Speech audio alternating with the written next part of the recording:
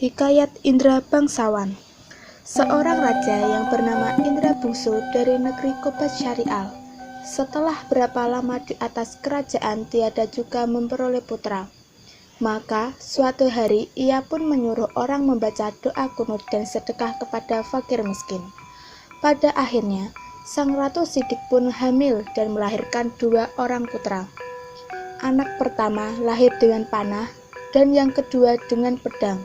Maka Baginda pun teramat sangat senang dan menamai anaknya yang pertama bernama Syafri dan yang kedua bernama Indra Bangsawan.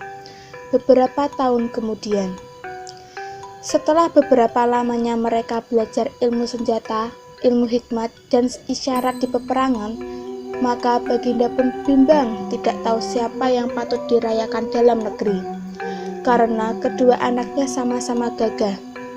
Suatu hari, Indra Bangsawan dan Syafri memohon pergi untuk mencari bulu perindu yang digunakan oleh ayahnya sebagai syarat menjadi seorang raja.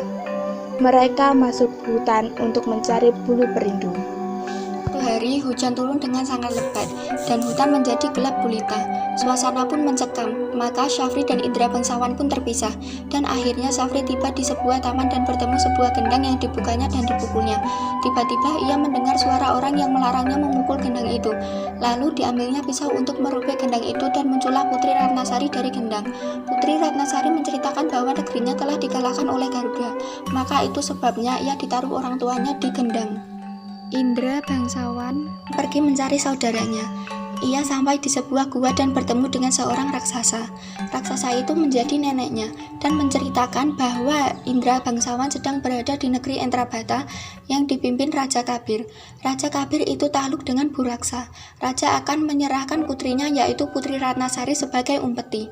Tetapi Raja Kabir telah merencanakan bahwa siapapun yang dapat menangkap Buraksa akan dinikahkan dengan anak perempuannya yang teramat elok parasnya. Tak berapa lamanya Putri Ratnasari sakit mata sehingga ia tidak dapat melihat.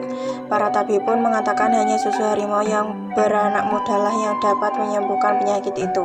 Datanglah ke-9 anak raja meminta susu dan disangkanya itu susu harimau. Dengan hati yang gembira mereka bahkan susu kepada raja, tetapi tabib berkata bahwa susu itu bukan susu harimau melainkan susu kambing. Sementara itu Indra Bangsawan sudah mendapatkan susu harimau dari raksasa. Diperaskannya susu itu ke mata Tuan Putri, maka Tuan Putri pun sembuh. Walaupun Tuan Putri sudah sembuh, Baginda masih sedih karena Baginda harus menyerahkan Tuan Putri kepada Buraksa apabila seluruh rakyatnya ingin selamat dari amarahnya. Indra Bangsawan telah diajarkan oleh nenek raksasa untuk mengalahkan Buraksa. Ia diberi kuda hijau dan diajari cara mengambil jubah Buraksa, yaitu dengan memasukkan ramuan daun-daunan ke dalam gentong minum Buraksa. Indra Bangsawan berhasil dan segera menyelamatkan putri.